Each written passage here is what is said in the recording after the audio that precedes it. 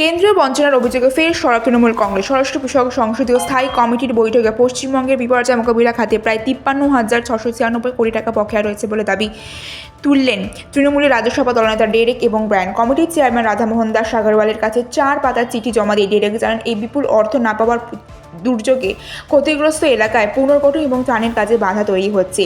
একই বৈঠকে উত্তর এবং পূর্বাঞ্চলের উন্নয়ন মন্ত্রক অর্থাৎ ডোনারের বরাদ্দ তহবিলের বড় অংশ অব্যাহত থাকায় উদ্বেগ প্রকাশ করেছেন কমিটির সদস্যরা। 2024 থেকে 25 এবং 2025 থেকে 26-এর অর্থবর্ষে উল্লেখযোগ্য শতাংশ খরচ হয়নি বলেও দাবি। চেয়ারম্যান 3 দিনের মধ্যে সমস্ত প্রশ্নের জবাব দেওয়ার নির্দেশ দিয়েছেন। ডেরেকের চিঠি স্বরাষ্ট্র মন্ত্রকে পাঠানোর সিদ্ধান্ত নেওয়া হয়েছে বলে সূত্রের খবর।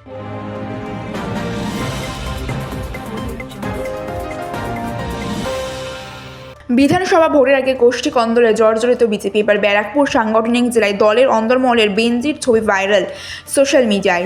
দলীয় কার্যালয়ের ভিতরে প্রাক্তন জেলা সভাপতিকে বেধড়ক মারধরের অভিযোগ উঠেছে কর্মীদের একাংশের বিরুদ্ধে। ভাইরাল ভিডিওতে দেখা যাচ্ছে ব্যারাকপুর সহ 4 জেলার দায়িত্বপ্রাপ্ত কনভেনার সন্দীপ বন্দ্যোপাধ্যায়কে ঘিরে ধরে বচসা জড়িয়ে পড়েন কয়েকজন কর্মী। অভিযোগ, দলের আর্থিক তহবিল নিয়ে দীর্ঘদিনের মতবিরোধ থেকেই এই সংঘাতের সূত্রপাত।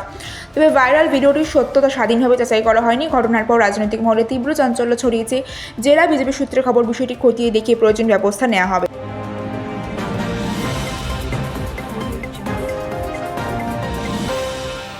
দিল্লিতে চাঞ্চল্যকর গুলিকাণ্ড কাশ্মীরি গেটের কাছে। দুষ্কৃতীদের এলোপাথারি গুলিতে আক্রান্ত হলেন কুখ্যাত গ্যাংস্টার লরেন্স বিশ্বয়ের আইনজীবী।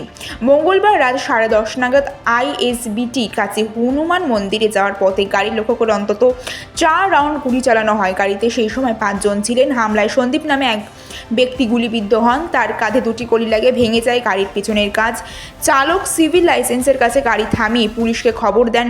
দ্রুত ঘটনাস্থলে পৌঁছে তদন্ত শুরু করে দিল্লি পুলিশ। ক্ষতি দেখা হচ্ছে সিসিটিভি ফুটেজ। কে বা কারে হামলার পিছনে রয়েছে তা এখনও স্পষ্ট নয়। ঘটনার এলাকায় নতুন করে আতঙ্ক ছড়িয়েছে।